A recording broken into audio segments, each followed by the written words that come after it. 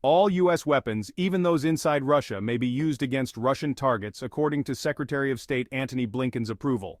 Russia can now assert that the U.S. gave the go-ahead for the assaults, eliminating any chance for the U.S. to maintain plausible deniability. Russian attacks against centers of decision-making would follow such a choice, the Russians have warned the U.S. and NATO. Meanwhile, Oleksandra Ustinova, a member of the Ukrainian parliament, has been pleading with U.S. senators to reverse the current course of action because the Biden administration has consistently stated that pro-Kiev troops are not permitted to use U.S. weapons against Russia. In a formal letter, a bipartisan group of House legislators called for the removal of limitations on Ukraine's use of U.S. weapons. At this point, President Zelensky is asking NATO to intercept and destroy Russian missiles aimed against Ukrainian cities. From May 27 to June 1, 2024, in Geneva, Switzerland, the World Health Organization, or WHO, will meet to vote on the final draft of its pandemic agreement. This pact will grant the WHO greater authority over independent states, enabling it to impose targeted lockdowns and mitigating measures. To provide public policy on human interactions, the WHO is creating a standardized algorithm to calculate the risk of airborne transmission. The European Organization for Nuclear Research, or CERN, and the WHO are working together to create an online tool called ARIA that will assess and forecast the dangers related to future airborne virus transmission in a variety of public and private settings. The instrument is a psychotic repetition of social distancing, human isolation, germophobia, and behavioral training related to mental illness that was implemented during the COVID-19 crisis. The experts at WHO want to monitor and control all human behavior, gather data on individuals, and micromanage every last particle in the atmosphere to control how people interact with it for the good of all. The chief scientist at WHO, Jeremy Farrar, is optimistic that the new nomenclature for airborne pathogens will help pave a new course for research priorities and the execution of public health measures aimed at identifying, notifying, and combating both new and old infections. Former President Donald Trump's senior advisor, Stephen Miller, has warned the public about a recent House Democrats bill that gives illegal immigrants representation in Congress and the Electoral College. Critics view this as a move to replace real American voters with illegal occupiers. Elon Musk, a tech billionaire, believes that the 2024 presidential election will likely be the last to be decided by U.S. citizens. The bill would require citizenship status to be added to the 10-yearly census, despite opposition from the White House. The American Immigration Council reports that around 45.2 million people are part of the U.S. immigrant population, which is around 13% of the country's total. The Biden administration has strongly opposed the bill, stating that it would break the 14th Amendment of the U.S. Constitution. Newsweek claimed Miller's analysis of the bill was misleading and unfounded. The Australian House of Representatives has approved the Australian Digital ID Law, Digital ID Bill 2024, following the EU and other nations in replacing paper identification with digital programs. Critics claim there may be security and privacy risks, as well as possible political applications. The program, which aims to connect taxes, health insurance, and government services, will be launched with a budget of around $197 million from the government. The Liberal National Opposition has opposed the law because they believe it violates people's rights to privacy and freedom. Additionally, the government is funding the eSafety Initiative and the Online Safety Act with extra tax dollars. Visa has announced the introduction of Visa Flexible Credential, a service that enables users to link numerous bank accounts and financial institutions to a single card.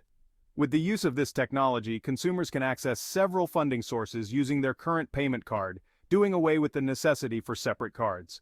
Visa has already invested $3 billion through its trial network and intends to begin pilot projects for the flexible credential later this year. Additionally, the business will launch the Visa Payment Passkey service, a new AI-powered digital payment identification system that analyzes a customer's past purchases and freezes transactions that appear suspicious. The service enables users to employ biometrics for payment authentication by linking their account credentials to their smartphone. Issuers and merchants won't need to finish their own authentication processes thanks to Visa's Fast Identity Online, or FIDO server, which allows Visa to identify and verify client identities. It is also anticipated that swipe and type transactions would eventually stop as tap to pay will become a more popular payment method. Because of its role as a global reserve currency, the U.S. government and the Fed are able to implement extremely flexible monetary policy and can generate fiat money out of thin air. But overprinting can cause inflation, and this method is only temporary. The groundwork for the US dollar's ascent was laid by the 1944 Bretton Woods Agreement. The International Monetary Fund is working toward a centralized digital currency system, and global institutions are already working on a comprehensive reform of the dollar-based financial system. A centralized policy for central bank digital currencies is part of this. A single ledger for all central bank digital currencies is being planned by the Bank for International Settlements in an effort to unify tokenization initiatives and boost public confidence in CBDCs. According to the BIS, tokenization can only be fully utilized by a single ledger. Decentralized payment systems carry significant risks, and digitization is an inevitable process. In the following 2 years, it is anticipated that the BIS system will be used more widely, dealing primarily with private transactions. By using a centralized ledger and exchange hub as the foundation of a centralized monetary system, the SWIFT cross-border project seeks to establish control over whole countries. Any nation would be unable to operate outside of the borders and obstruct the flow of revenue as a result. Most countries, including China and Russia, are probably going to sign up for this initiative. The benefits of the dollar would vanish under a single CBDC system, which would do away with the necessity for a worldwide reserve currency. Globalists contend that a cashless society is inequitable, and that a more equal system requires digital currency. Because of this, a sizable portion of the American people may oppose a cashless society, but a dollar crash is unavoidable. The AI Act was passed by the EU Council. Opponents claim this authorizes widespread biometric surveillance. The law, which attempts to establish a standard for AI regulation, is the first of its sort in the world. The Council said it is groundbreaking and adopts a risk-based strategy, classifying the threat that artificial intelligence poses to society and applying harsh sanctions. The EU views the manipulation of cognitive behavior as undesirable and faces significant risks when using AI for facial recognition and education. Before their apps are made available to customers, developers will need to register in order to evaluate the risk. The Act applies to both public and commercial sectors, with the exception of systems that are solely utilized for research, military, and defense. Hundreds of hostages, primarily women and children, were freed by the Nigerian army from the extremist group Boko Haram. The hostages were discovered in Sambisa Natural, a natural reserve on the Cameroon-Niger border, where terrorists had established a hideaway.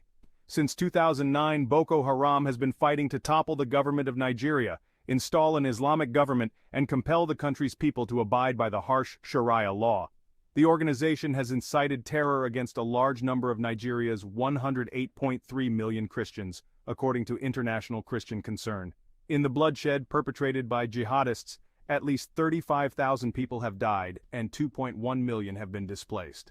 Aiming to spread Christianity, the Baptize California initiative has baptized 12,000 people, the greatest number of baptisms in American history. At Huntington Beach, more than 6,000 people dove into the Pacific, and another 6,000 did the same in churches around the Golden State. The event's creator, Pastor Mark Francie, revealed that even Satanists participated, with numerous individuals expressing their accounts of experiencing God's love and experiencing spontaneous baptism. Due to the interdenominational nature of the gathering, everyone was able to agree on Jesus' commission to make disciples of all nations. The baptisms follow large-scale baptisms that have occurred in other sections of the nation, including the Texas Gulf, Florida beaches, and Midwest rivers. With his event Baptize America scheduled for Pentecost Sunday, June 8th, with regional events across the country, Francie is now setting the bar higher for 2025. Congregations and non-denominational networks have already endorsed him, and they are urging everyone involved in the movement to join. If you enjoyed this video, please like, share, and subscribe for more updates.